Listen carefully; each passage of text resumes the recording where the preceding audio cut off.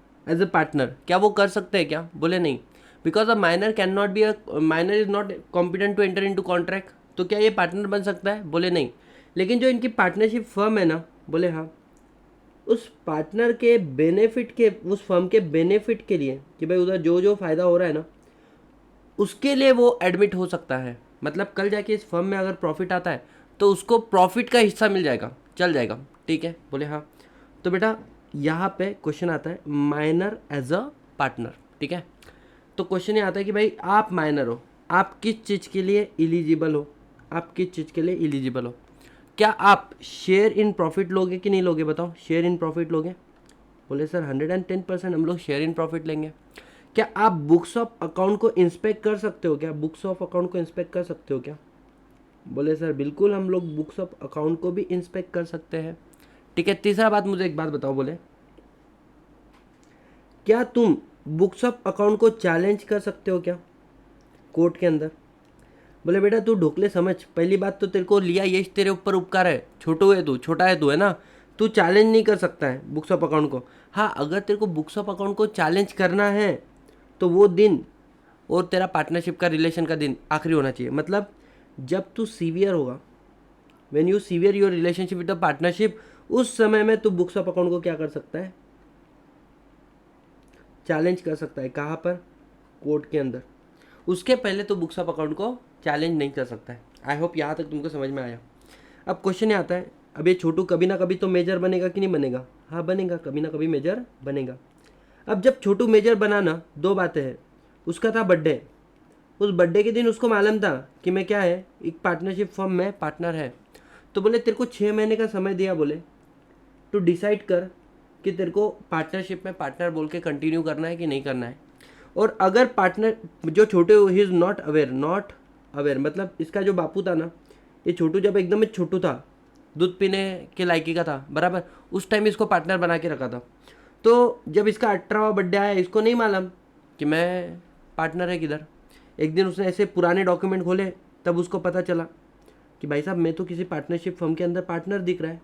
तो उसको जिस दिन नॉलेज आया ना, वहाँ से 6 महीने का समय दिया कि भाई तू डिसीजन ले ले, तेरे को पार्टनर बोल के कंटिन्यू करना है कि नहीं करना है। बट हाँ, यू हैव टू प्रूव कि आपको नॉलेज नहीं था कि आप किसी पार्टनरशिप में पार्टनर हो। अब 6 महीने का समय मिला, आपको डिसाइड करना है कि आपको पार्टनर बनना है कि नहीं बनना है। दो बातें, आप पार्टनर बन जाओगे, आप पार्टनर बन जाओगे, और दूसरा बात आप पार्टनर नहीं बनोगे। आप कब पार्टनर बन जाओगे? पहला क्वेश्चन ये आता है कि अगर आपने आपकी इंटेंशन बताई, एक्सप्रेसली बताया that you want to become partner, या फिर नो नोटिस, या जिसको फेल टू डिसाइड बोल दो। आपको 6 महीने का समय दिया था डिसीजन लेने के लिए, आपने 6 महीने में डिसीजन नहीं लिया, तो आप क्या बन जाते हो? You become a partner. अब जैसे ही आप पार्टनर बन गए, उसके बाद में आपका क्या अधिकार है? आप शेयर इन प्रॉफिट ले सकते हो, आप पार्टिसिपेट कर सकते हो बिजनेस के अंदर, आप बुक्स ऑफ अकाउंट को का आपको एक्सेस मिल जाएगा, आप बुक्स ऑफ अकाउंट को इंस्पेक्ट कर सकते हो, आप उसकी कॉपी ऑब्टेन कर सकते हो बुक्स ऑफ अकाउंट की, आप सामने वाले को कोर्ट के अंदर चैलेंज कर सकते हो। समझ में आ रहा है क्या? आप हर एक कार्य कर सकते हो। और इसके बाद में एक बात आती है, you are also liable for the loss. लेकिन एक सबसे इंपॉर्टेंट बात है, लॉस कब से? बोले when you admitted as a partner.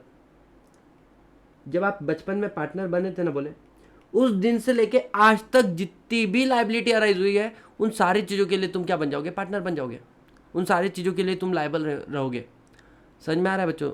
Story समझ में आ रहा है सर? लेकिन उसने उसकी इंटेंशन बनाया that he don't want to become a partner. तो ऐसे वाले केस में तुम अपना शेयर इन प्रॉफिट ले लो, पहली बात तो जितना बनता है उतना, है ना। और उसके बाद में तुम्हारा रिलेशन ख़त्म हो रहा है, तो बोले इस समय में तो बोले तुम बुक्स ऑफ अकाउंट को भी चैलेंज कर सकते हो। अगर तुमको डाउट आ रहा है तो तुम बुक्स ऑफ अकाउंट को भी क्या कर सकते हो? चैलेंज कर सकते हो। बोले किधर? कोर्ट के अंदर।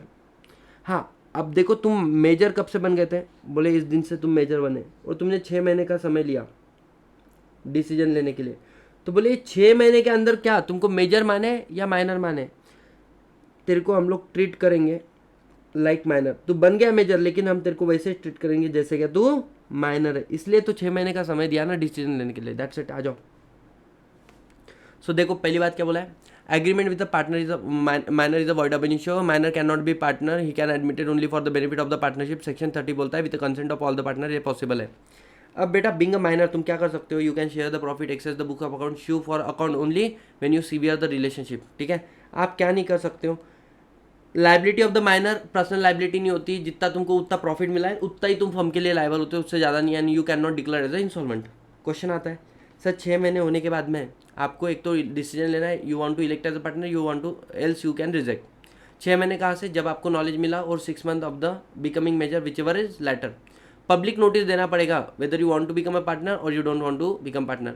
अगर तुमने विलिंगनेस बताई पार्टनर बनना है या फिर तुम fail to give public notice, तो ऐसे केस में तुम ऑटोमेटिकली पार्टनर बन जाओगे। बेटा तुम्हारी लाइबिलिटी बचपन से लेकर अभी तक के सारे कार्यों के लिए हो जाएगी, और आपकी प्रॉपर्टी पर्सनल और बाकी जो प्रॉपर्टी वो चीज़ें हैं प्रॉफिट शेयरिंग वगैरह वो कॉमन ही रहेगा। But you decided not to become a partner, तो फिर यू जिस दिन तुम डिसीजन लेते हो पब्लिक नोटिस तक तुमको माइनर ही माना जाएगा। अब तुम अपना प्रॉफिट शेयर में ले सकते हो, तुम बुक्स ऑफ अकाउंट को चैलेंज कर सकते हो रेस्ट ऑफ द पार्टनर को। गाइस क्या ये वाला कंसेप्ट आपको समझ में आया? We are done with section number 30। अब इसके बाद में एक इंपॉर्टेंट सेक्शन हम लोग डील करने जा रहे हैं, दैट इज नहीं सेक्शन नंबर 21 एंड 31 ये करते हैं। अब ध्यान देना, ये एक एग्जाम्पल पहले समझना, then you will understand the concept. There are 4 partner A B C और डी, 4 पार्टनर है। इनके प्रॉफिट शेयरिंग रेशो देखो, एक का है 40%, एक का है 10%, एक का है 25%, एक का है 25%। इसमें से जो बी है ना, बी अपना शेयर इन द प्रॉफिट आगे ट्रांसफर कर रहा है किसको, एक्स को। अब जो बी है वो ट्रांसफरर बन गया, ए जो है एक्स जो है वो ट्रांसफर बन गया। तो यहाँ पर पहला क्वेश्चन ये आता है, क्या बी अपना शेयर किसी और को दे सकता है क्या? बोले बिल्कुल दे सकता है, because interest in partnership is a movable property which is transferable. तो आप इसको असाइन तो कर सकते हो, लेकिन एक दुविधा आ गई क्या, कि भाई साहब जैसे तुमने इंटरेस्ट ट्रांसफर किया वो असाइनी पार्टनर की पोजीशन में आ जाएगा क्या? नहीं, वो पार्टनर नहीं बनेगा, क्योंकि पार्टनर बनना है तो with the consent of all the partner बनते हो। तो इसका बीच वाला रास्ता निकाला गया कि बोले जैसे ही इसी को सब पार्टनर भी बोलते हैं ना, अगर आप अपना शेयर किसी और को ट्रांसफर कर रहे हो तो वो बन जाता असाइनी, वो पार्टनर नहीं होता है, क्योंकि वो पार्टनर नहीं है। He can not participate in to day conduct of the business, day to day affairs में वो पार्टिसिपेट नहीं कर सकता। अच्छा, he can not demand for books of account, books of account को डिमांड नहीं कर सकता है, ना ही वो बुक्स ऑफ अकाउंट को इंस्पेक्ट कर सकता है। सर फिर वो कर क्या सकता है? बेटा उसका एक ही काम है, बोले बी को कितना पैसा मिलता था, 10% ऑफ प्रॉफिट, बराबर।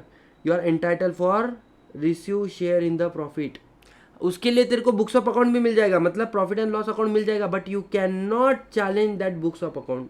उस बुक ऑफ अकाउंट को तो चैलेंज भी नहीं कर सकता है। बच्चों समझ में आएगा? देखा रहे, ये बहुत बड़ी बात है, दिखा रहे, ये बहुत बड़ी बात है। तो during the continuation of the partnership तू ज़्यादा में ज़्यादा क्या कर सकता है, बुक्स ऑफ अकाउंट मतलब शेयर इन द प्रॉफिट हो जाएगा। हाँ, लेकिन जब पार्टनरशिप बंद हो जाएगी, when the partnership get dissolve, जब पार्टनरशिप डिजॉल्व हो रही है उस समय में तू, क्योंकि अब सरप्लस लेके जाता है ना, तो अपना एसेट का हिस्सा लेके जा, या बुक्स ऑफ अकाउंट के लिए तू जो as on date of dissolution books of account तेरे हाथ में मिले तो उसके लिए भी चैलेंज कर सकता है। That's it guys, we are done with this section as well. इसको है ना किताबों की लैंग्वेज में पढ़ते हैं। Right of transfer of a partner interest. तो पहली बात, ये जो व्यक्ति है ना, तो ये बोलता है partner can transfer his interest in the partnership firm by way of sale, mortgage otherwise. और ये सेक्शन 31 बोलता है no one can become a partner without the consent of all the partner. तो ये असाइनी है। तो असाइनी तू क्या क्या कर सकता है? बोले कंटिन्यूशन तू क्या नहीं कर सकता है, you can not participate in to business, require books of account और इंस्पेक्ट बुक्स ऑफ अकाउंट नहीं कर सकता है। हाँ, ज़्यादा में ज़्यादा क्या कर सकता है, during the continuation profit receive कर सकता है, और बुक्स ऑफ अकाउंट सिर्फ देख सकता है, चैलेंज नहीं कर सकता है। जब पार्टनरशिप डिजॉल्व होगी तब तू एसेट के ऊपर हिस्सा मांग सकता है जो पार्टनर रिटायर हो रहा है उसका, और entitle for books of account as well. बच्चों क्या ये वाला सेक्शन समझ में आया? बोलो हाँ या ना? यस। तो ये भी हमारा एक बड़ा सा मेजर सा पोर्शन हो चुका है। अब हम लोग बात कर रहे हैं किसके बारे में, reconstitution of partnership. Reconstitution of partnership. बच्चों कितने लोगों को पार्टनरशिप बहुत ईजी लगने लग गया? सच्ची बताओ, कितने लोगों को पार्टनरशिप ज़्यादा इजी लग रहा है? Tell me fast. Yes sir, quite easy.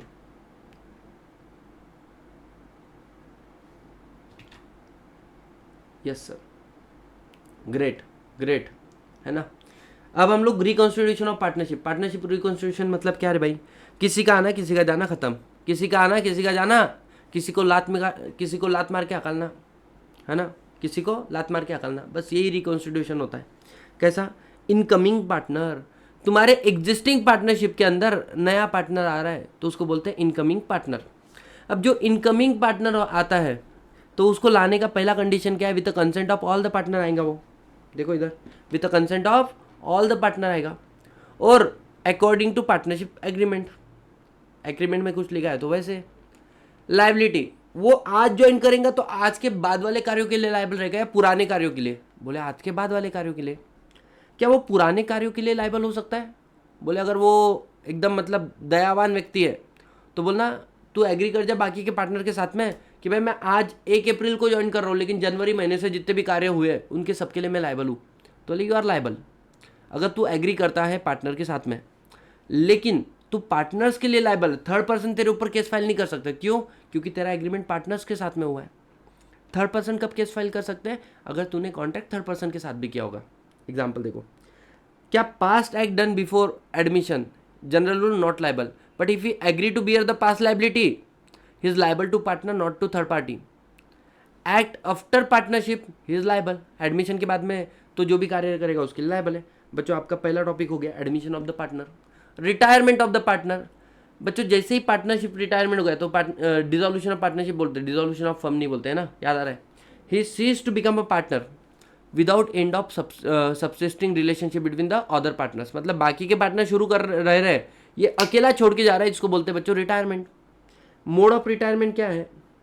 With the consent of all partner जाओ, या फिर एग्रीमेंट में जैसा लिखा है वैसे, या पार्टनरशिप एट अ विल है तो एक नोटिस दे के खत्म करो. क्वेश्चन ये आता है लायबिलिटी. तुम आज पार्टनरशिप फर्म को छोड़ के गए लेकिन जो कार्य तुम्हारे जाने के पहले हुए होंगे तो उसके लिए तुम लायबल हो कि नहीं हो? जल्दी से बताओ, उन कार्यों के लिए तुम लायबल हो कि नहीं हो? Answer is yes, I am liable for past act, है ना. लेकिन क्या ऐसा हो सकता है क्या तुम बाहर जाओ और ये बात तुम एग्री कर लो तुम्हारे क्रेडिटर के साथ में, I am living the partnership but I am not and I am also क्या बोल सकते हैं I am also not liable for the past act. अगर तुम क्रेडिटर के साथ में एग्री कर लो then you are free. So act prior to retirement he continue to be liable. Act after retirement he is not liable. लेकिन अगर वो क्या करता है ये क्या है? बाय फर्म और बाय पार्टनर. क्या लिखा? अच्छा सुनो, अगर तुमने पब्लिक नोटिस नहीं दिया, अगर तुम रिटायर हो रहे हो ना, you must give the public notice. आपको पब्लिक नोटिस देना पड़ेगा अगर if you are active partner. Public notice कौन दे सकता है? बोले फर्म भी दे सकती, पार्टनर भी दे सकता है. ऐसा क्यों? देखो पार्टनर बाहर गया, उसने पब्लिक नोटिस नहीं दिया, वो बाहर जाके कॉन्ट्रैक्ट में एंटर हुआ ना, तुम्हारी फर्म लायबल है. तो बेटर है पब्लिक नोटिस फर्म दे दे, जिसको ज़्यादा धोखा है वो देना चाहिए. और अगर मानो तुम बाहर चले गए लेकिन लोगों को पता नहीं, तुमने पब्लिक नोटिस नहीं दिया, पार्टनरशिप फर्म अगर किसी के साथ में कॉन्ट्रैक्ट में एंटर हो गए, you are liable although you retire. समझ में आ रहा है कि नहीं आ रहा है? बोलो यस और नो गाइस. यस. एक्सपल्शन, किसी पार्टनर को पार्टनरशिप में से हकालना. चलता है क्या? 3 बातें सेटिस्फाई करो तो चलेगा. पहला बात, एक्सप्रेस पावर कॉन्ट्रैक्ट में होनी चाहिए. कॉन्ट्रैक्ट में लिखा होना चाहिए कि हम लोग पार्टनर को एक्सपेल कर सकते हैं तो ही करोगे. दूसरा, ये डिसीजन मेजोरिटी ऑफ पार्टनर का होना चाहिए. और तीसरा, पार्टनरशिप के गुड फेथ में होना चाहिए, पार्टनरशिप के भलाई के लिए होना चाहिए. अब मानो 3 पार्टनर है, 2 पार्टनर की वाइफ ने एक दूसरे से झगड़ा कर लिया. कहाँ पे? किटी पार्टी में. और फिर वो घर पे जाके बोलती, वो तुम्हारा जो पार्टनर उसको हकाल दो, बोले उसके वाइफ ने, बोले मेरे बाल लोचे, बोले. समझ में आ रहा है क्या? फिर वो 2 पार्टनर मिलकर तीसरे पार्टनर को हकाल दिए. पहली बात, एक्सपल्शन का पावर कॉन्ट्रैक्ट में था, बोले था. दूसरा, मेजोरिटी पार्टनर 3 में से 2 का डिसीजन था, बोले वैलिड है. तीसरा, क्या ये फर्म के गुड फेथ में? बोले नहीं है, तो ये वैलिड नहीं है. और गुड फेथ का भी इन्होंने डेफिनेशन दिया है कि सामने वाले पार्टनर को नोटिस दो, अपॉर्चुनिटी ऑफ बीइंग हर्ड दो, और वो इन द फर्म के इंटरेस्ट में होना चाहिए. समझ में आया क्या? पावर कॉन्ट्रैक्ट में लिखा होना चाहिए, मेजोरिटी पार्टनर का डिसीजन गुड फेथ में. गुड फेथ का मतलब क्या? In the interest of the firm होना चाहिए, सामने वाले को नोटिस दो, अपॉर्चुनिटी ऑफ बीइंग हर्ड दो. इफ द एक्सपल्शन अदरवाइज रहा तो वो नल एंड वॉइड माना जाता है. ठीक है जी, ये आपका केस स्टडी था जो मैंने आपको बताया था, एग्जाम में आता है. अगर एक पार्टनर का इंसॉल्वेंट हो जाता है, तो उसको पब्लिक नोटिस देने की जरूरत नहीं है। जिस दिन वो इंसॉल्वेंट घोषित हो गया उस दिन से उसका पार्टनरशिप का रिलेशन खत्म हो गया, उस दिन के बाद में जो भी लाइबिलिटी अराइज होगी उसके लिए उसकी प्रॉपर्टी लाइबल नहीं रहेंगी। समझ में आ रहा है? Cease to become partner from the date of declaration of insolvency, the firm is dissolve on the date, जब ऑर्डर आता है उसका इंसॉल्वेंसी का, unless the partner is agree, जब तक बाकी के पार्टनर डिसाइड करते कि हम लोग कंटिन्यू करते तो करो, अदरवाइज फर्म डिजॉल्व, है ना। तीसरा बात, state of the insolvent partner is not liable for the act after the date, है ना। And the firm can not liable for the act of the, अगर वो पार्टनर चले भी गया तो उसके लिए भी फर्म लाइबल नहीं है। और दूसरा बात आता है बच्चों death of the partner. Same बात है कि जब डेथ हो गया आपको पब्लिक नोटिस देने की जरूरत नहीं है। डेथ के बाद में जो भी लाइबिलिटी अराइज हो रही है उसके लिए पार्टनर की पर्सनल प्रॉपर्टी लाइबल नहीं है, ना ही रिप्रेजेंटेटिव लाइबल रहेगा। ठीक है, ये बात याद रख लेना। अब है ना, एक बच्चों को कन्फ्यूजन होता है, उस कन्फ्यूजन को मैं थोड़ा दूर करता हूँ कि मानो 1 अप्रैल 2023 को पार्टनर का हुआ डेथ, 31 मार्च 2023 को फ्लिपकार्ट से ऑर्डर किया था, फ्लिपकार्ट से ऑर्डर किया एसी, किसके लिए? पार्टनर को कैबिन में बिठाने के लिए एसी। दूसरे दिन भाई का क्या हो गया? डेथ हो गया उस पार्टनर का, और तीसरे दिन एसी डिलीवर हुआ। कब? 2 अप्रैल 2023। बताओ, क्या पार्टनर का legal representative is liable for amount of AC, जो भी रहेगा? स्टेट यहां से इसको स्टेट भी मिला है पार्टनर का, पार्टनर ने 1 करोड़ रुपए छोड़ के गया है। बताओ क्या लीगल रिप्रेजेंटेटिव लायबल है? क्या लगता है, हाँ या ना? लीगल रिप्रेजेंटेटिव इधर लायबल और नॉट गाइस? फटाफट बताओ रे बेशर्मो, है ना, बताओ। The first thing you must understand that legal representative not liable. क्यों? क्योंकि लायबिलिटी अराइज कब हुआ? After death. ये फर्क नहीं पड़ता कॉन्ट्रैक्ट में एंटर कब हुआ है। हाँ, अगर एक मरने के 1 दिन पहले डिलीवर हो गया था, देखो एंटर पहले हुए, लायबिलिटी बाद में आया ना। अगर लायबिलिटी पहले अराइज हो जाता था तो बेटा फिर लीगल रिप्रेजेंटेटिव लायबल था। डेथ के बाद में लायबिलिटी अराइज हुआ फॉर एक्ट जो पहले का है, लेकिन लायबिलिटी भविष्य में, तो ही इज नॉट लायबल। एक्ट भी पहले का, लायबिलिटी भी पहले आती थी, तो फिर that legal representative liable to the extent of state inherited. बच्चों समझ में आया? बोलो हाँ या ना? Yes, we are done with this topic as well, है ना। ये भी हो गया। गजब गाइस, गजब। हम लोगों ने बहुत अच्छा मेजर पोर्शन खत्म कर दिया है। हम लोगों का पार्टनरशिप खत्म होने में आ चुका है। सिर्फ द थिंग इज मैंने ना थोड़ा अलग तरीके से पार्टनरशिप को पढ़ाया आज आप लोगों को, है ना। अब हम लोग बात करेंगे सर पार्टनरशिप का रिलेशन विथ थर्ड पार्टी। क्या बोलता है? Partner is liable for act of the firm. मतलब 4 पार्टनर है, ए बी सी डी, है ना। इसमें से समझो बी जो है वो रिटायर हो गया 1 अप्रैल 2023 को। Liability arise on 10 April 2013 for the act done in the name of the firm. Firm ने कार्य किया ऑन 1 जनवरी 2013। सुनो, पार्टनर कब रिटायर हुआ तुम्हारा? 1 अप्रैल 2023 को। लायबिलिटी कब अराइज हुई उसके, मतलब देखो ऐसा समझो, 1 अप्रैल 2023 को पार्टनर हुआ रिटायर। लायबिलिटी कब अराइज हुई? लायबिलिटी अराइज हुई 10 अप्रैल 2023 को। और ये लायबिलिटी किस कार्य की थी? जो कार्य हुआ था 1 जनवरी 2023 को। क्या पार्टनर इसके लिए लायबल है? क्या पार्टनर इसके लिए लायबल है बच्चों? पार्टनर इसके लिए लायबल है? Answer is yes. क्यों? क्योंकि पार्टनर ने निकलने के बाद में क्या नहीं दिया? पब्लिक नोटिस नहीं दिया। समझ में आ रहा है क्या? बोलो यस और no. Yes. Question whether B is liable, answer is yes. क्यों? बिकॉज पब्लिक नोटिस नहीं दिया जाने के बाद में। इसका ही मतलब क्या मैं बोल सकता हूँ, एक्ट ऑफ फर्म के लिए पार्टनर इंडिविजुअली लायबल होता है कि नहीं होता है? बोले हाँ। और क्या एक्ट पार्टनर के एक्ट के लिए बाकी के पार्टनर लायबल होते हैं? बोले हाँ। So act of firm partner are jointly and severally liable provided act of the partner within a scope of authority, कि बाकी वाले पार्टनर ने अपने स्कोप में रह के कुछ कार्य किया। अच्छा, जो क्रेडिटर है ना वो एक पार्टनर को भी केस फाइल कर सकता है, सारे पार्टनर के ऊपर मिलकर भी केस फाइल कर सकता है, jointly and severally liable. Liability सारे पार्टनर की होती है, कैसी, अनलिमिटेड। और मानो लाइबिलिटी एक पार्टनर ने पे ऑफ किया लेकिन वो बाकी पार्टनर से रिकवर करेगा। अ पार्टनर पेइंग बराबर more than his share he may claim the contribution from the other partner. बच्चों समझ में आया कि ये वाला पॉइंट बताओ, एक बार पढ़ो क्या है। फर्म के कार्यों के लिए दूसरा पार्टनर लाइबल रहेगा, with in scope of authority होगा तो जॉइंटली सेवरली पार्टनर लाइबल है, लाइबिलिटी अनलिमिटेड होती है। और अगर ज़्यादा आपने अपने कॉन्ट्रीब्यूशन से पे किया तो ऐसे वाले केस में बाकी पार्टनर से वसूल करोगे।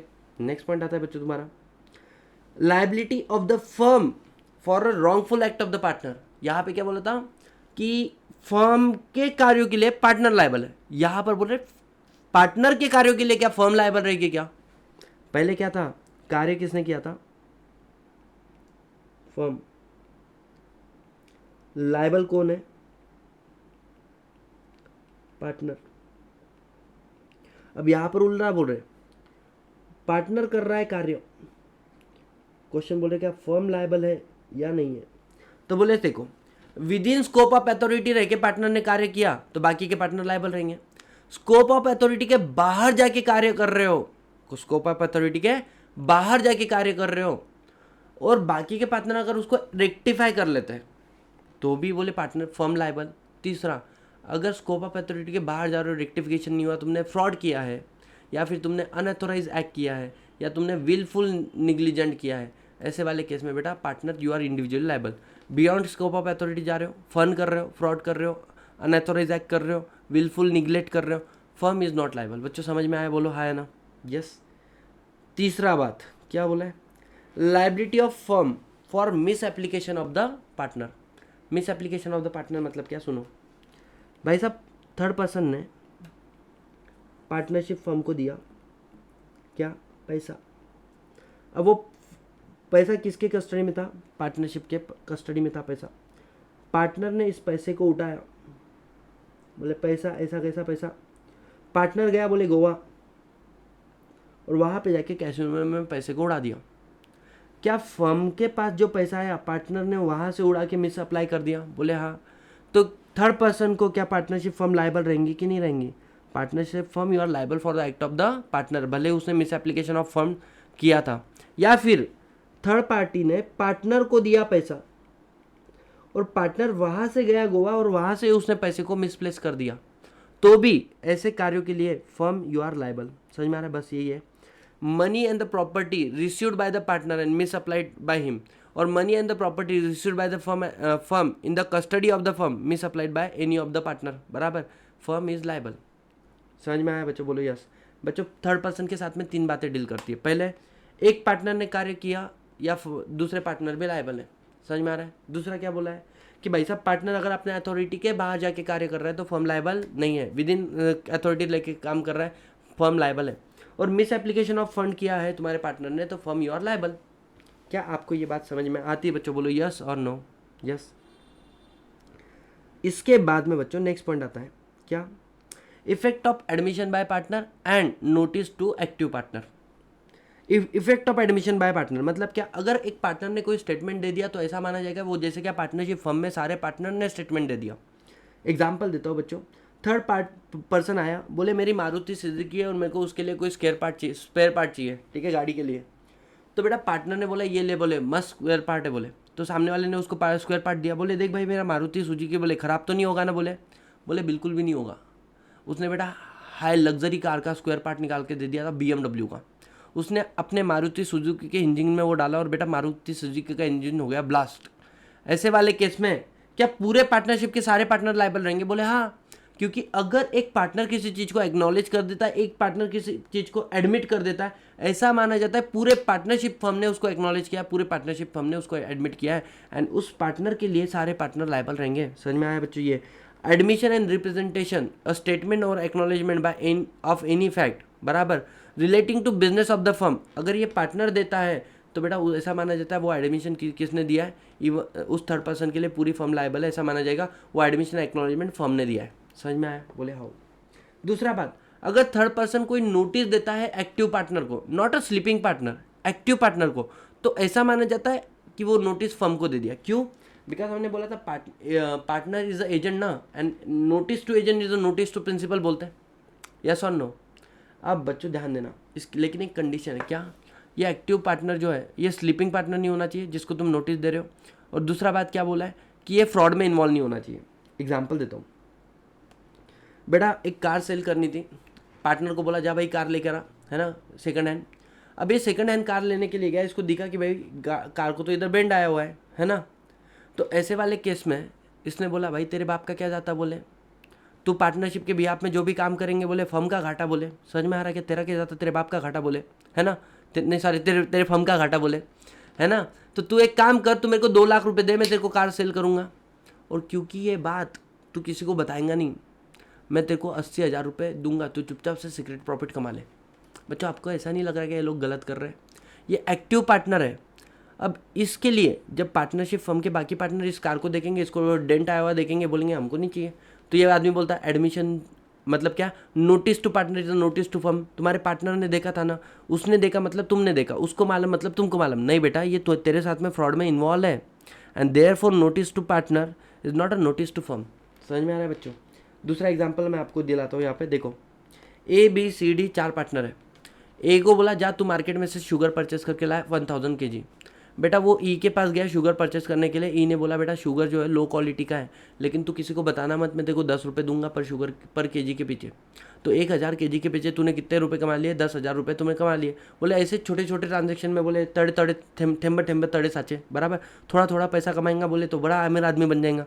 तो यहाँ पर नोटिस मिला है किसको? बी को, शुगर लो क्वालिटी का है, बाकी के पार्टनर को नोटिस मिला ऐसा नहीं माना जाएगा। क्यों? क्योंकि बेटा यहाँ पर वो थर्ड पार्ट जो अपना बी है ना वो खुद फ्रॉड में इन्वॉल्व है। So in this case notice to active partner is not a notice to rest of the firm, because active partner in क्या बोलते हैं actively involve in the fact क्या फ्रॉड अगेंस्ट द क्या बोल सकते firm. I hope, मैंने को लगता है तुमको ये वाला कंसेप्ट भी समझ में आ चुका है। धीरे धीरे धीरे करते करते बच्चों हम लोग बहुत कुछ कवर कर चुके हैं। किसका? पार्टनरशिप का। अब एक मेजर टॉपिक है इंपॉर्टेंट, इसके बाद में खत्म हो गया पार्टनरशिप। क्यों? क्योंकि इसके बाद में जो टॉपिक है ना वो फालतू टॉपिक है, इसके बाद जो टॉपिक है वो फालतू है। समझ में आ रहा है? तो हम लोग अब इस टॉपिक को कर रहे हैं डील। क्वेश्चन क्या आ रहा है? क्वेश्चन ये आता है partner to be agent of the firm. मतलब अगर देखो 2 बातें हमेशा याद रखना कि जो पार्टनर है ना वो बाकी के पार्टनर का क्या माना जाता है? एजेंट माना जाता है ऑफ फर्म। लेकिन there is a difference between partner and agent. क्या होता है? एजेंट के कार्यों के लिए प्रिंसिपल लायबल होता है। बोले हाउ? एजेंट के एक्ट के लिए प्रिंसिपल इज लायबल। एजेंट इतना ज़्यादा नहीं सोचता है, बट सुनना पार्टनरशिप फर्म में there are 3 partner A, B, C। A ने अगर कोई कार्य किया, एक्ट किया, तो बेटा बी और सी तो लायबल है, लेकिन तू क्या अलग विशेष है क्या? तू भी तेरे कार्यों के लिए लायबल तो रहेगा ही ना। बोले हाँ। तो यहाँ पे तेरा डुअल रिस्पॉन्सिबिलिटी आता है। बेटा तू खुद इन्वॉल्व है उस ट्रांजेक्शन के अंदर, तू खुद इनका पार्टनर है। समझ में आ रहा है क्या? तेरे को भी लॉस बियर करना है, ऐसा नहीं कि तेरे कार्यों के लिए सिर्फ वो लॉस बियर करने वाला है। ये डिफरेंस होता है एक पार्टनर के अंदर और एक एजेंट के अंदर। अब इन्होंने क्या बोला आगे? A partner is a agent of the firm बराबर for the business of the firm. अगर उसने घर पे जाके अपने वाइफ को मारा और वाइफ ने उसके ऊपर केस फाइल किया तो वो केस पार्टनरशिप फर्म पे फाइल नहीं होगा। क्यों? क्यों? वो बिजनेस से लेके थोड़ी ना डील है। तो जो बिजनेस से लेके डील है उसके लिए बेटा पार्टनर तो फर्म का एजेंट माना जाता है। दूसरा, even 1 and more partner act on behalf of the firm तो third party can make all partner liable. सारे पार्टनर को लायबल करा सकता है। ये बात हम लोग अभी पढ़ कर आए। तो act of the partner can be bind the firm, ये बात तो हमको समझ में आता है। अब वो कैसे? तो बोले अगर वो उसके अथॉरिटी के अंदर आ रहा है, उसके अथॉरिटी के अंदर रह के वो कार्य कर रहा है, तो उसके कार्यों से बाकी के पार्टनर लायबल रहेंगे। सर अथॉरिटी एक पार्टनर को कैसे मिल सकती है? बोले एक तो होती है एक्सप्रेस अथॉरिटी, तुमने कॉन्ट्रैक्ट में लिख के दिया तू ये कर सकता है, ये नहीं कर सकता। एक होती है इम्प्लाइड अथॉरिटी, मतलब बोलना नहीं पड़ता है, बिंग अ पार्टनर आपको ये अधिकार है। एग्जाम्पल देता हूँ मैं आप लोग, and which differ from firm to firm. मानो अगर तुम्हारा बैंकिंग बिजनेस है तो यहाँ पे जो पार्टनर है इनको अधिकार है क्या? मनी को लेंड करना, मनी को बोरो करना, डिपॉजिट लेना जिसको हम लोग बोलते हैं। समझ में आ रहा है? लेकिन मानो मेरी CS इन प्रैक्टिस की फर्म है, कंपनी सेक्रेटरी इन प्रैक्टिस, तो हमारे जो पार्टनर है इनको एक पावर दिया है क्या? तुम लोग क्लाइंट से कंपनी रजिस्ट्रेशन का काम ले लो, कोई तुमको नहीं बोलेगा। तुम कंपनी को वाइंड अप करने का काम ले लो, बंद करने का, कोई तुमको नहीं बोलेगा। लेकिन तुम्हारी फर्म का है कि CS की है, तुम बोले मनी को लेंड करना, मनी को बोरो करना, ये कार्य नहीं कर सकते हो। क्यों? क्योंकि तुम बैंकिंग बिजनेस में थोड़ी ना इन्वॉल्व हो। तो देखो, एक पार्टनरशिप के अंदर ये इम्प्लाइड पावर है पार्टनर का, लेकिन दूसरे पार्टनरशिप के अंदर ये इम्प्लाइड पावर नहीं है। It differ. समझ में आ रहा है क्या? फर्म टू फर्म डिफर करता है। तो बेसिक है। अब आप किसी पार्टनरशिप फर्म में पार्टनर हो, जैसे मानो कोई क्लास, अग्रवाल क्लास में मान के चलो मैं पार्टनर हूँ, तो ऐसे वाले केस में डोंट यू थिंक गाइस कि अगर मैं स्टेशनरी अग्रवाल क्लास के बिहाफ में परचेस करके आ जाता हूँ, वो ये बोलेंगे कि अरे तेरे को तो पावर ही नहीं था इतना। भाई बीइंग अ पार्टनर बोलना नहीं पड़ता कि तेरे को पावर है नहीं है, ये पावर मेरे को मिल गया है। समझ में आ रहा है? सो implied differ from circumstances of the case, it is incidental, usually done in the course of business।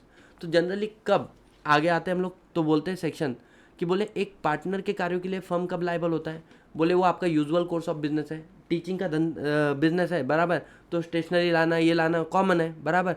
जो कार्य किया वो यूजुअल कोर्स ऑफ बिजनेस में जैसे करते हैं, मैं अग्रवाल क्लास के बिहाफ में गया, सामने वाले को अग्रवाल क्लास का चेक दिया, इन the name of the firm मैंने लिया, बराबर आ रहा है। एक्सप्रेसली मैंने इंटेंशन बताया कि भाई मेरे को फर्म को बाइंड करना है, खुद के लिए नहीं ले रहा हूँ, है ना। And done by him in the capacity of partner, और एज ए एजेंट बोलकर मैं काम कर रहा हूँ फर्म के बीच में। तो ऐसे वाले केस में अग्रवाल क्लासेस इज लाइबल। कुछ ऐसी पावर है, अब ये 6 से 4 मार्क का डायरेक्ट क्वेश्चन है क्या, कि जो पार्टनर की इम्प्लाइड पावर नहीं है। मतलब सर याद करो, इमूवेबल प्रॉपर्टी सेल परचेस करना। अग्रवाल क्लास के बिहाफ में जाके मैंने इमूवेबल प्रॉपर्टी को सेल परचेस कर लिया। बोले बेटा तू पार्टनर है, पार्टनर अपने बिजनेस से लेके कुछ भी करना, ये प्रॉपर्टी सेल परचेस करने का कैसे काम कर रहा है? ओके। या अग्रवाल क्लास के बिहाफ में जाके बैंक अकाउंट अकेले ने खोल के आया, नहीं चलेगा। तीसरा, मैं अपनी पार्टनरशिप के बिहाफ में थर्ड किसी और के साथ में पार्टनरशिप, मतलब अपनी क्लास का दूसरे क्लास के साथ में टाइप अकेला करके आ गया, ऐसा नहीं चलेगा। समझ में आ रहा है क्या? 4 बातें लन हो गई क्या? इमूवेबल प्रॉपर्टी को एक्वायर करना, इमूवेबल प्रॉपर्टी को सेल करना, डिस्पोज ऑफ करना। Acquisition and dispose of the immovable property दोनों अलग अलग पॉइंट है। बैंक अकाउंट ओपन करना on behalf of the firm और enter into partnership with another partnership firm, ये पावर तेरे को नहीं है। अब 4 बातें डिस्प्यूट की याद करो। 4 बातें क्या कि बोले submit the dispute relating to arbitrator, अपने पार्टनरशिप का डिस्प्यूट जाके आर्बिट्रेटर को सबमिट कर देना। कोर्ट, अब देखो कोर्ट में ना तारीख पे तारीख मिलती है, जल्दी मैटर सॉल्व नहीं होते, तो तुम्हारे पास अल्टरनेट डिस्प्यूट मैकेनिज्म होते हैं, रिजोल्यूशन मैकेनिज्म होते हैं। उसमें से एक आर्बिट्रेटर, स्पीडी ट्रायल होता है, कोर्ट के बाहर खत्म हो जाता है मैटर। तो बोले तुम अपना डिस्प्यूट अकेला लेके चले गया, ऐसा अलाउ नहीं है भाई। सारे पार्टनर हाँ बोलते तो लेके जा। नेक्स्ट पॉइंट क्या बोला है तुमको? Withdraw the suit and the proceeding. एक केस चल रहा है कोर्ट के अंदर, तुम जाके अकेले उसको विड्रॉ करते, भाई तेरे को किसने दिया ये power? You don't have that much power, है ना। फिर सामने वाला तुमको अब 1 लाख रुपए देने के लिए रेडी है, 1 लाख रुपए का लेना बनता, बोले एक काम करे यार, इतना कोर्ट में कौन दिमाग खराब करेगा, चल 60,000 दे। भाई कॉम्प्रोमाइज किसको बोल के कर रहा है? Compromise the claim, this power you don't have. और चौथा बात, admit any liability against the third party, अपने फर्म की लाइबिलिटी एडमिट करना कोर्ट के अंदर। हाँ अमित लोग गलत है, ये पार्टनर झूठी बातें कर रहे हैं, you don't have that power. समझ में आ रहा है क्या बच्चों? This is beyond the implied authority, but ध्यान देना देर आर एक्सेप्शन। कैसा?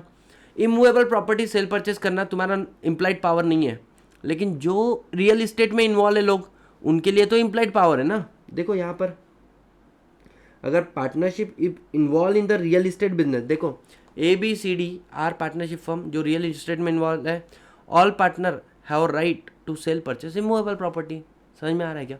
बट आपको ये लिस्ट याद करना पड़ेगा, क्योंकि एग्जाम में आता है, सीधा सीधा मार्क देके जाता है। कौन सा याद करो।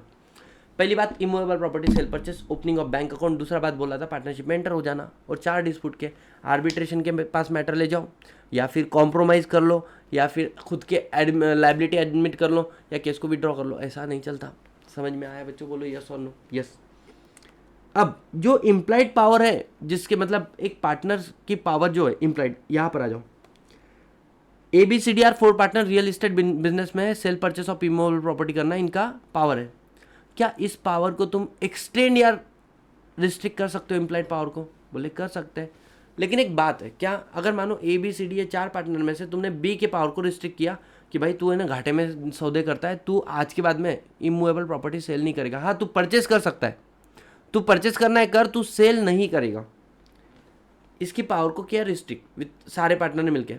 फिर भी इसने प्रॉपर्टीज X को सेल कर दिया बिलो द परचेस को, मतलब जो भी इसकी बिलो दी कॉस्ट, जितने में इसने परचेस किया था, 10 करोड़ का प्रॉपर्टी लिया था, 4 करोड़ में बिक के आ गया। किसको? X को। क्वेश्चन आता है, क्या पार्टनरशिप फर्म लायबल है इसके कार्यों के लिए। आपने इसकी पावर को रिस्ट्रिक्ट किया था ना, बोले हाँ। तो क्या पार्टनरशिप फर्म लायबल है? बोले डिपेंड करता है एक्स के ऊपर। क्यों? ये एक्स जो कब कॉन्ट्रैक्ट में एंटर हुआ था, अगर उसको मालूम है कि पार्टनरशिप का पावर रिस्ट्रिक्ट किया है फिर भी वो एंटर हुआ है, तो बेटा भाई तेरे को नॉलेज होने के बाद में तू काय को एंटर हुआ, firm is not liable. But हाँ, एक्स को पता नहीं था। एक्स तो क्या मानेगा, रियल एस्टेट का बिजनेस है, 4 पार्टनर है, हर एक पार्टनर को सेल परचेस करने का अधिकार है। तो एक्स बोलता है आई डोंट हैव नॉलेज कि तुमने उसके पावर को रिस्ट्रिक्ट करके रखा, मैं तो गुड फेथ में परचेस किया। बेटा partnership of you are liable. बच्चों ये वाला कंसेप्ट समझ में आया कि जल्दी बताओ। That the right implied power can be restrict और कैन बी इंक्रीज। कैसे? By contract between the partner with the consent of all the partner, है ना। इफेक्टिव थर्ड पर्सन पार्टी के अगेंस्ट में इफेक्टिव कब होगा कि भाई अगर उसको नॉलेज है रिस्ट्रिक्शन का, तभी इफेक्टिव है थर्ड पर्सन के लिए। यस। एक पार्टनर के म्यूचुअल राइट क्या क्या है? Mutual right and duties of the partner. Mutual right and duties of the partner after change of the firm. फालतू वाला बात है गाइस, फालतू वाला बात है। क्या? जब भी पार्टनरशिप चेंज हुआ तो बोले चेंज होने के पहले जो पार्टनरशिप के राइट ड्यूटीज थे वही बाद में भी रहेंगे।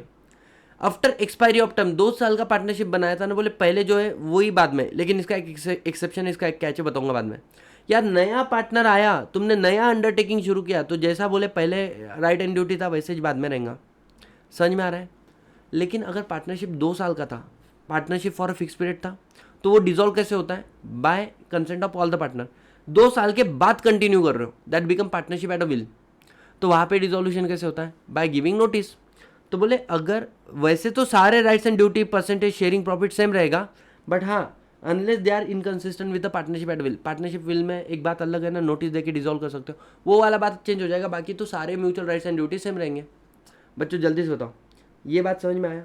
किसी के पार्टनर के आने से, जाने से, पार्टनरशिप में नया बिजनेस शुरू करने से, बराबर, या क्या बोल सकते हैं, पार्टनरशिप के कॉन्स्टिट्यूशन में चेंज होने से तुम्हारे राइट्स एंड ड्यूटीज़ में फ़र्क नहीं पड़ता, जैसे पहले थे वैसे ही चलते आएंगे। अब और देखो, मैं ना तुम लोगों को केस स्टडी के एंगल से पढ़ा रहा हूँ, सबसे इंपॉर्टेंट बात है ना। तुम लोगों को समझ में नहीं आ रहा होगा कि भाई second unit is consider as one of the most technical unit, जो तुमको समझ में आ रहा है अच्छे से। ठीक है, आ जाओ। Personal profit earn by the partner, इसका मतलब क्या है? Personal profit earn by the partner. देख बेटा, पर्सनल प्रॉफिट तुमने कमाया कैसा? By transaction of the firm. Sugar लाने को बोला था, शुगर मार्केट में 10 रुपये का, तुमने क्या किया? 12 रुपये का बिल बना के लेकर आए, 2 रुपये तुम ट्रांजेक्शन ऑफ फर्म से कमा रहे हो। या मानो मैं ऐसे पार्टनरशिप फर्म का पार्टनर है जिधर मेरा नाम बहुत बड़ा हो चुका है, मैं लोगों को सिर्फ रिप्रेजेंट करता, भाई मैं उसका पार्टनर है, मेरे को धंधा नहीं देगा क्या? तो मैं इन the name of the firm profit कमा रहा हूँ। समझ में आया? तीसरा, पार्टनरशिप का मेरे को एक मतलब हमारे पार्टनरशिप का कार है, कार मतलब प्रॉपर्टी है, वो मैं मेरे घर पे लेके जाता, मेरे को अधिकार दिया है। अब वो मैं घर पे लेके जाने के बाद मैं लोगों को रेंट पे देता और उधर से रेंट का चार्जेस लेता, कमाता, प्रॉफिट तो कमा ही रहा हूँ ना। बोले हाँ। और business connection of the firm, business connection से, तो अगर तुम ऐसे कैसे भी तरीके से पैसे कमा रहे हो तो बेटा वो अपने बाप के पैसे नहीं, ऐसा बोलता कौन? पार्टनरशिप एक्ट वो बोलता, वो तुम्हारा प्रॉफिट जो हुआ, शायद अगर तुम पार्टनरशिप में नहीं होते तो नहीं होता, तो बेटा वो पैसा तुमने किसको दान करना चाहिए? बोले फर्म को दान करना चाहिए। जो भी तुम पर्सनल प्रॉफिट कमा रहे हो by transaction of the firm in the from the property of the firm in the connection with the firm in the name of the firm, you must reimburse it to whom? बोले partnership. अब दूसरा बात क्या, कि अगर आप business कर रहे हो, एक तो 2 तरीके का, कैसे? कॉम्पिटिंग या नॉन कॉम्पिटिंग। अगर फॉर एग्जाम्पल मैं तुमको बताता हूँ, अग्रवाल क्लास में मैं सीएमए को पढ़ा रहा हूँ और सीएमए को ही मैं और कहीं पे पढ़ाने लग जाऊँ, खुद का इंस्टीट्यूट शुरू कर दिया मैंने सीएमए के लिए, तो बोले सुनो सतीश सर, आप हमारे पार्टनर हो, आप कॉम्पिटिंग बिजनेस से जो भी पैसा कमाओगे वो लाकर किसको दे देना? बोले चुपचाप से फर्म को दे देना। समझ में आया क्या? कॉम्पिटिंग बिजनेस से जो भी पैसा कमाओगे फर्म को लाके दे देना। और बेटा अगर उन्होंने मेरे को रिस्ट्रेन किया था, एक तो देखो रिस्ट्रेन नहीं किया तो भी कॉम्पिटिंग बिजनेस का पैसा फर्म को दो, लेकिन उन्होंने मेरे को एग्रीमेंट में लिखा था सतीश सर आप कॉम्पिटिंग बिजनेस शुरू नहीं करोगे, संकेत सर ने मेरे से एग्रीमेंट साइन कराया। बेटा फिर भी मैंने खुद का बिजनेस शुरू किया। समझ में आ रहा है? तो जो भी प्रॉफिट कमाओगे कॉम्पिटिंग बिजनेस से वो तो फर्म को देना ही पड़ेगा, प्लस तुमने एग्रीमेंट तोड़ा, तुमको डैमेज भी देना पड़ेगा फर्म को। बच्चों समझ में आया?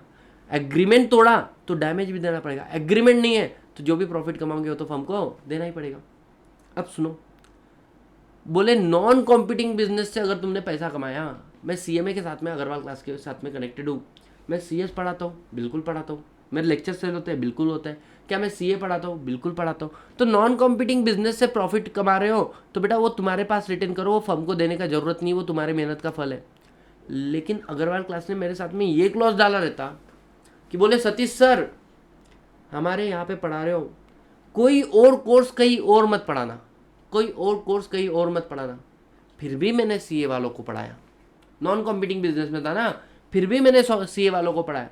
तो बोले सुनो, जो भी प्रॉफिट हुआ वो आपके पास रखो, लेकिन तुमने एग्रीमेंट तोड़ा ना, एग्रीमेंट तोड़ा ना, तुमको डैमेज देना पड़ेगा, बोले अग्रवाल क्लास को। क्या ये वाला पॉइंट समझ में आया बच्चों? ये दोनों पॉइंट को एक बार देखो। कॉम्पिटिंग बिजनेस का प्रॉफिट फर्म का प्रॉफिट माना जाएगा, और एग्रीमेंट से रोका था तुमको करने से, तो बोला डैमेजेस भी देना पड़ेगा। नॉन कॉम्पिटिंग बिजनेस का प्रॉफिट तुम्हारा प्रॉफिट है, लेकिन तुमको रोका है फिर भी तुमने किया है, तो फिर डैमेजेस देना पड़ेगा। बच्चों समझ में आया क्या? Again last one more time, competing business का प्रॉफिट चाहे रोका चाहे नहीं रोका फर्म को लाके दो, रोका अगर होगा तो फर्म प्रॉफिट भी दो, डैमेजेस भी दो। नॉन कॉम्पिटिंग बिजनेस का प्रॉफिट तुम्हारा प्रॉफिट, वो फर्म को नहीं देना है, लेकिन तुमको रोका था नॉन कॉम्पिटिंग बिजनेस करने से, तुमने एग्रीमेंट तोड़ा इसलिए तुमको डैमेजेस देना है। बच्चों जल्दी बताओ, क्या ये सारे पॉइंट समझ में आए? बोले हाँ sir. Section number 14 and section number 15 क्या बोलता है, पढ़कर आए हम लोग। पार्टनरशिप का प्रॉपर्टी याद आया, प्रॉपर्टी ऑफ पार्टनरशिप। तो बोले सर पार्टनरशिप का क्या प्रॉपर्टी होता है? बोले देखो इसके अल्टरनेट नाम है। पार्टनरशिप का प्रॉपर्टी पार्टनर का ही प्रॉपर्टी माना जाता है। बोले हाँ, तो इसको पार्टनर प्रॉपर्टी भी बोलते हैं, इसको पार्टनर्स के एसेट भी, पार्टनरशिप के एसेट भी बोलते हैं, या फिर इसको जॉइंट स्टॉक या कॉमन स्टॉक भी बोलकर संबोधित किया जाता है। अलग अलग नाम से इसको संबोधित किया जाता है, ठीक है। इसके अंदर क्या क्या आता है? बोले क्या बोलते, property right interest common stock जिसको हम लोग बोलते हैं, जो भी तुमने कॉन्ट्रीब्यूशन किया पार्टनरशिप फर्म में, इसके अलावा जो भी तुमने एक्वायर किया पार्टनरशिप के प्रॉफिट में से, या फिर over a period of time तुम्हारा गुडविल जनरेट हुआ ना, बोले हाँ, ये सारी चीज़ें पार्टनरशिप प्रॉपर्टी में आती है। ओके, नेक्स्ट पॉइंट क्या बोला है कि भाई पर्टिकुलर प्रॉपर्टी पार्टनरशिप की प्रॉपर्टी है या नहीं है, कैसे समझ में आए? It is depend upon the intention agreement between the partner. Just because property of partner use firm में हो रही, that does not become property of firm. Best example, ये मेरा लैपटॉप है बच्चों, ये मेरा लैपटॉप है। क्या मैं अग्रवाल क्लास के आईपैड है, तो क्या मैं अग्रवाल क्लास के अंदर मेरा आईपैड यूज़ करता हूँ या अग्रवाल क्लास के आईपैड को यूज़ करता हूँ? बोले सतीश सर आप आपके आईपैड को यूज़ करते हो। Just because the personal property I use in the firm, that does not mean it become a property of the firm, and other way round. जब हम लोग अग्रवाल क्लास में पढ़ा रहे थे, अभी अभी तो मैं मेरा लैपटॉप यूज़ कर रहा हूँ, अग्रवाल क्लास में ऐसा वाला आईपैड था। अब ये देयर इज अ डिफरेंस, ये वाला iPad and there is this one iPad, है ना। अग्रवाल क्लास में ऐसे ही वाला आईपैड था। तो बोले सर अग्रवाल क्लास का जो आईपैड आप यूज़ कर रहे थे, मतलब प्रॉपर्टी ऑफ फर्म पार्टनर ने प्रश्न यूज़ किया, it means this is a property of property belong to you. Answer is no, this is not a property belong to me. Just because the property of firm is used by partner for the personal purpose, that does not mean it is a property of a partner। समझ में आ रहा है? Unless contrary intention is prove, जब अगर intention अलग है तो बात, मानो अग्रवाल क्लास सर आप ही तो यूज़ करते हैं, आप घर पे लेके जाओ, तो फिर वो मेरी प्रॉपर्टी बन गई। मैं मेरी प्रॉपर्टी को यूज़ कर रहा हूँ, अरे सर क्या मेरा क्या तुम्हारा, मैं आपके पास नहीं गया आईपैड, मेरा आईपैड यूज़ कर लेना, तो फिर वो अलग बात है। अगर आपकी इंटेंशन प्रॉपर्टी फर्म की बनाने की तो बना लो। नेक्स्ट सेक्शन 15 बोलता है जो प्रॉपर्टी फर्म की है वो फर्म के पर्पज़ के लिए ही यूज़ होनी चाहिए, किसी और पर्पज़ के लिए यूज़ नहीं होनी चाहिए। क्या आपको ये वाला कंसेप्ट समझ में आया बच्चों? बोलो यस और नो, जल्दी से बोलो यस और नो। क्या बात है, क्या जज्बात है भाई तुम्हारे, मतलब इतने रात में बैठ के भी पढ़ रहे हो। तुम मेरे दूसरे बच्चों के कैटेगरी में आ गए, मालूम है क्या? वो लोगों को मैं रात में 2-2 ढाई बजे तक पढ़ाता था, तुम लोग उस कैटेगरी में आ चुके हो। आ जाओ, है ना। अब कंडक्ट ऑफ द बिजनेस, हर एक पार्टनर को अधिकार है कि वो पार्टिसिपेट कर सके इन the conduct of the business. कोई भी डिसीजन ले रहे हो तो हर एक पार्टनर को सुनना पड़ेगा आपको। समझ में आ रहा है क्या? You have right, every partner have right to be heard on the matter decided. कि देखो उसका कंसेंट लेना जरूरी, मतलब उसका कंसेंट फेवर में आना जरूरी नहीं है, लेकिन उसको पूछना जरूरी है, उसको सुनना जरूरी है। तुमने बिना पार्टनर को पूछे डिसीजन लिया, ये गलत है। तुम उसको पूछो तो सही है, जरूरी नहीं उसने हाँ बोला तुमने आज करना चाहिए, तुमने नहीं करो, है ना। मेजॉरिटी पार्टनर का डिसीजन सुनो। तो पहला बात क्या है, right to part in the conduct of the business. दूसरा बात, अगर तुम्हारे इस राइट को कर्टेल किया तो बेटा तुम कोर्ट में जाओ, कोर्ट बाकी पार्टनर को इंजंक्शन ऑर्डर देगा, तुम ऐसा कैसे कर रहे हैं। Next point, right to be heard, मतलब अगर कोई भी मैटर आ रहा है तो उसको सुन के लो। तीसरी बात, आपको अधिकार है, आप बुक्स ऑफ अकाउंट को इंस्पेक्ट कर सकते हैं, एक्सेस ले सकते हैं, इंस्पेक्ट कर सकते हो, उसकी कॉपी ले सकते हो, लेकिन ये जो अधिकार है ना फर्म के गुड फेथ में यूज़ करना है। ऐसा नहीं कि इधर से कॉपी उठाए बुक्स ऑफ अकाउंट के ले जाके अपने कॉम्पिटिटर के हाथ में भर कर आए, ऐसा वाला धंधा नको करो, है ना।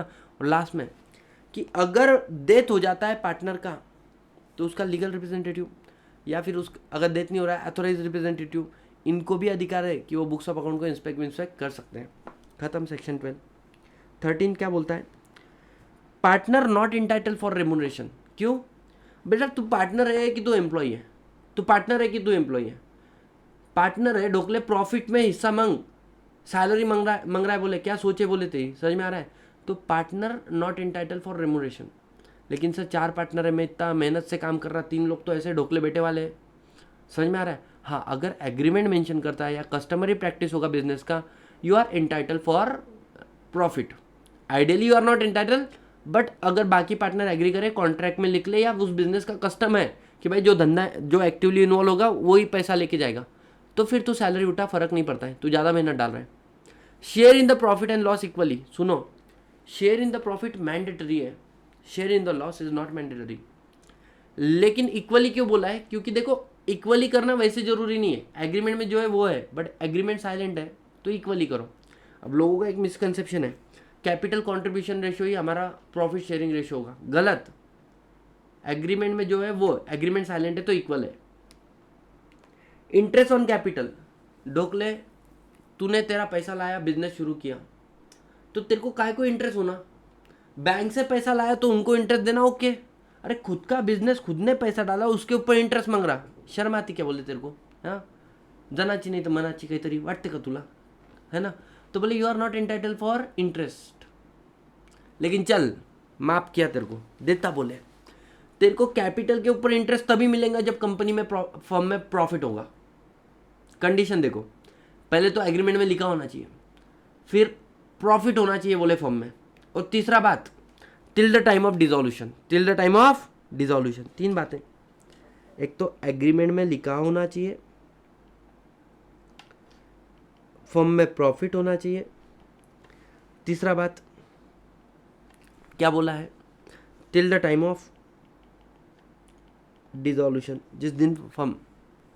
हाँ, इंटरेस्ट ऑन एडवांस, हर एक पार्टनर ने 1-1 लाख रुपए देने थे, 4 पार्टनर ने 1-1 लाख रुपए दिए, लेकिन सतीश भाईती ने 5 लाख एक्स्ट्रा दिए, तो ये 1 लाख के ऊपर के लिए ये बात कर रहा था, इंटरेस्ट ऑन कैपिटल। बेटा मैंने 5 लाख ऊपर से दिए, मतलब मैंने टोटल कितने दिए, 6 लाख ना। तो बोले 5 लाख रुपए मतलब interest on advance, over and above capital किसी ने कंट्रीब्यूट किया तो उसको बोलते हैं एडवांस। इसके ऊपर इंटरेस्ट लेना तेरा अधिकार है, तेरे को शर्म नहीं आना चाहिए इस बात का। क्यों? क्योंकि तू नहीं देता तो बैंक से लेना पड़ता, और बैंक लेती तो बैंक को भी तो इंटरेस्ट देते थे। अब इसके ऊपर कितना इंटरेस्ट देंगे, बोले जितना एग्रीमेंट में लिखा है। एग्रीमेंट में कुछ नहीं लिखा है तो बोले 6% पर एनम के हिसाब से, ओके। कंपनी में सिर्फ फर्म में जब प्रॉफिट होगा तभी देंगे, नहीं रे ढोकले, बैंक से लेते तो प्रॉफिट या लॉस फर्क नहीं पड़ता था। तो इधर भी प्रॉफिट रहो लॉस हो फर्क नहीं, देखो इधर क्या बोला, कैपिटल के ऊपर से प्रॉफिट में, इधर बोले प्रॉफिट लॉस दोनों चलता। तीसरा बात, इधर क्या बोला था, till the time of dissolution, firm dissolve हो रही ना उस टाइम तक ही तुमको कैपिटल पे इंटरेस्ट मिलेगा, कैपिटल के ऊपर इंटरेस्ट मिलेगा। लेकिन बेटा फर्म डिसॉल्व भी होगी, पहले लायबिलिटी पे करे जाएंगी ना, तो जब तक रीपेमेंट नहीं होगा ना तब तक तेरे को एडवांस के ऊपर इंटरेस्ट मिलेगा।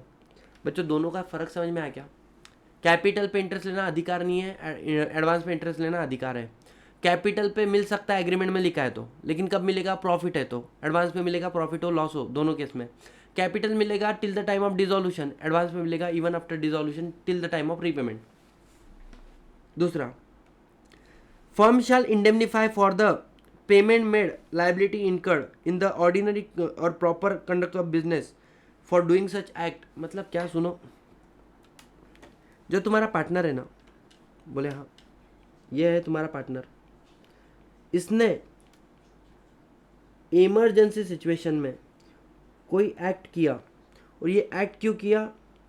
टू प्रोटेक्ट फर्म, फर्म को सेव करने के लिए कोई एक्ट किया, तो ऐसे वाले केस के अंदर बोले ये फर्म इज़ लायबल, तेरे को इंडेमनीफाई करके देंगी, तेरे को पे ऑफ करेगी जो भी तूने खर्चा पानी किया होगा। मतलब आग लग गई बेटा, मैंने पानी लोगों को बुलाया कॉल करके, उनको पैसा दिया, मैंने बोला पानी डालो, बराबर, तो मैंने जो भी कार्य किया to protect the firm, normal व्यक्ति जैसे करता है वैसे, ऐसे केस में फर्म यू आर लायबल, जो भी खर्चा मेरे को लगा तुम मेरे को दो। लास्ट में पार्टनर शैल इंडेमनीफाई फॉर, अगर पार्टनर की गलती की वजह से बाकी पार्टनर को लॉस हो रहा है और ये विलफुल निग्लिजेंट है, जानबूझ के किया तूने, तो बेटा तू भी फर्म को क्या करेगा? इंडेमनीफाई करेगा, जैसे फर्म तेरे को इंडेमनीफाई कर रही है।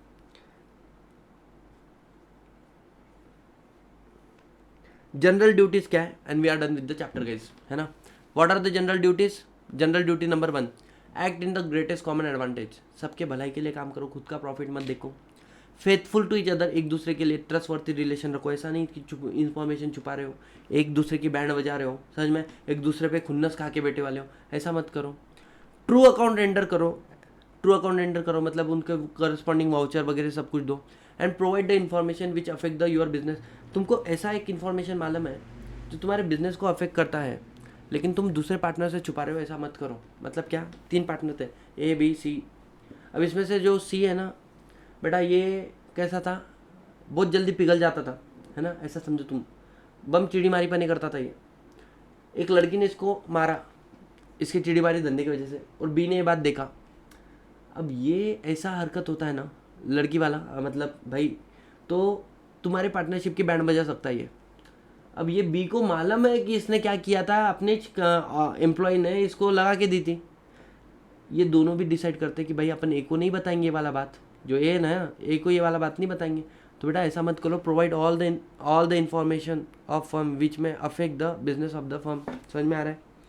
तीसरा, duty to indemnify for the fraud, अगर पार्टनर ने फ्रॉड किया तो बोले फर्म को भरपाई करके दे, बोला था हम लोगों ने। And duty to attend duty diligently, अपना कार्य शिद्दत से करो। ये क्या बोलने की बात है क्या guys? Yes, and we are here done with the complete partnership act guys. Complete partnership act हमारा हो चुका है। बताओ, anyone, any single problem till now?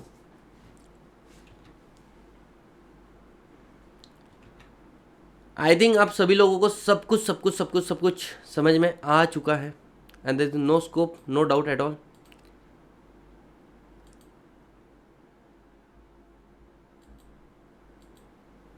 बताओ जी, बताओ, कोई भी डाउट है किसी को भी, कुछ भी, any single doubt you may ask.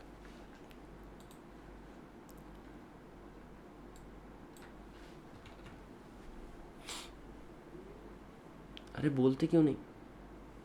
Yes sir. So Tahir, Isha, Rajshree, Pratiksha, Prajakta, Richa, Sakshi, Prathamesh, Rishika, Piyush, Mansi, then Umesh, Nikita and Ganesh.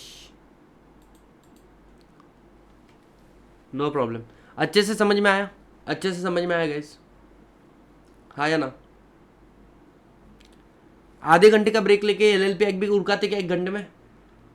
अभी कितना 12 बजे है, 1:30-2 बजे तक के पहले हो जाएगा, इफ़ यू गाइज परमिट।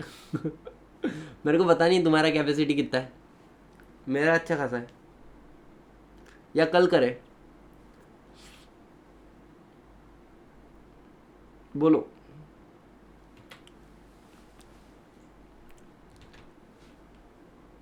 अरे बोलो, क्या शर्मा रहे हो, है ना? बाकी क्या सोचते हो वो मत सोचो, तुमको नींद आ रही तो नको बोलो, नींद नहीं आ रही उड़काना बोलना तो उड़काओ, नहीं सर आज नहीं। हाँ, ये होता है जिगरा बोलने का, कल करेंगे, कल सर, बस सर, बहुत ही बढ़िया। ठीक है जी, चलो, thank you so much, bye bye, take care, see you all in the next class.